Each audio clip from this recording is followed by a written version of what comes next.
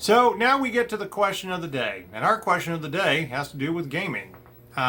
Since we announced what was going on the Xbox Game Pass this month with games coming and leaving, we thought it'd be fun to pose the question: is the Xbox Ultimate Game Pass the best value in gaming? So we actually talked about this a little bit last year on our Inside the Gaming Lounge podcast, comparing Xbox Game Pass to PlayStation's equivalent, which is called PlayStation Now. Ultimate Game Pass is $14.99 a month, which also combines your Xbox Gold and Game Pass for just $15 a month. We have rated this as really the best value in gaming personally. We'd love to hear other opinions about this, but the amount of games that they drop to Game Pass, over 100 different games, classics that you can go back and play from the Xbox 360 to even new games that get dropped on Game Pass. Gears of War 5 was immediately dropped on Game Pass the day that it came out. The entire Halo Master Chief Edition, including all the Halo Reach games, are on there. The Outer Worlds, which was one of our favorite games from 2019, dropped on Game Pass. You know, the day of its release. None of us actually bought the game on disc. We have Game Pass, and it was totally worth it playing that way, even with some of the bugs. But it seems that Xbox and Microsoft have given what every gamer seems to want, and a great collection of games in one monthly fee, a reasonable fee, if you will. PlayStation Now gives you a lot of PlayStation classics and games that they've had. They have a huge library, and it is $10 a month. Here's the biggest difference between the two, according to us. You get to download all the games from Xbox Game Pass. You get to download them to your hard drive. You're not having to stream the games to play. And I think we can all pretty much agree that streaming gaming sucks. Unless you have a really good internet connection, it's just not going to give you the experience you want compared to be able to have the disc, install it on your hard drive, and not have to worry about an internet connection. Okay, that's the best way to game.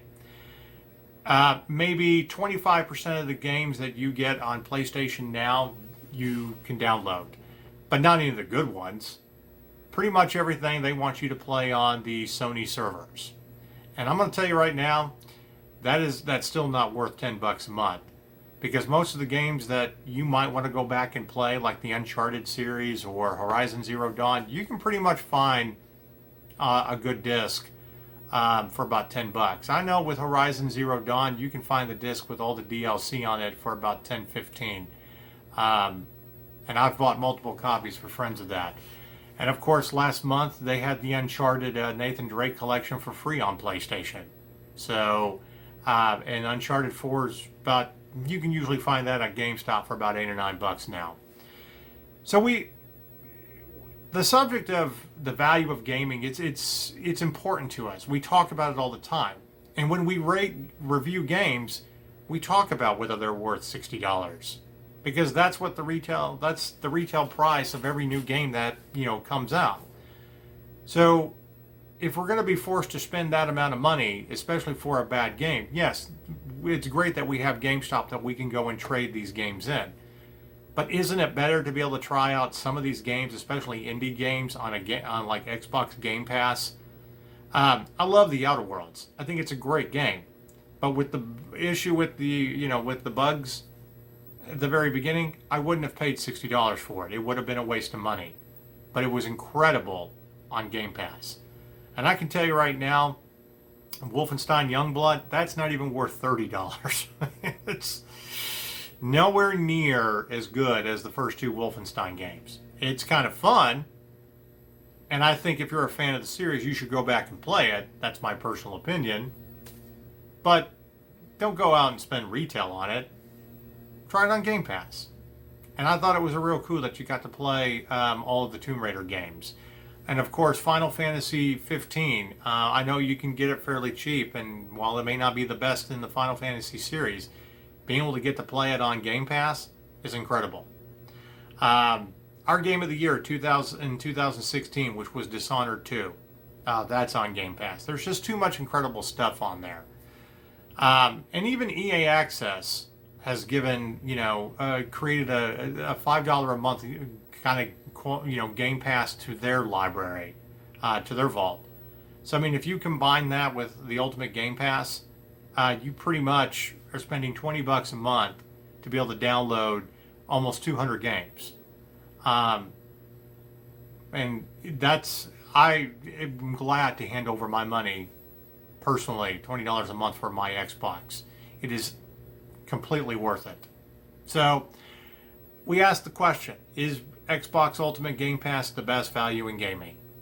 Okay. Is that what you should be spending your money on compared to PlayStation? And, a little side and a sub question to go with it. Has Xbox finally surpassed PlayStation? Has PlayStation just not been able to keep up? And it's a fair question to ask as we get into a year with the next generation of consoles being released. When we debate with ourselves, do we invest all of our money in the PlayStation 5? Or do we wait for the Xbox 2? Because it's going to have Game Pass. Or can we wait and just get the PlayStation 5 and we don't have to worry about Xbox 2 because they're going to drop a lot of games on Game Pass? And I bet you anything that Halo 6, which is scheduled to come out this year, will be available on Game Pass. Like I said, it's an interesting question to ask. It's worthy of debate. And, when it comes to gamers trying to decide the best value and where to spend their money, this is why we ask this question. So, we would love to hear from you in regards to that. You can tweet us out at That Nerd Show on our Twitter account. And before we leave, we want to remind everybody that to help support the show and to keep us around, including doing the daily news, go to mynerdswag.com and check out all of our gaming pop culture retro T-shirts. We even have a Baby Yoda shirt. That's right, you can get a Baby Yoda shirt from us. So check that out. I'm Marcus Blake with That Nerd Show. Thank you for watching. Until the next time, goodbye.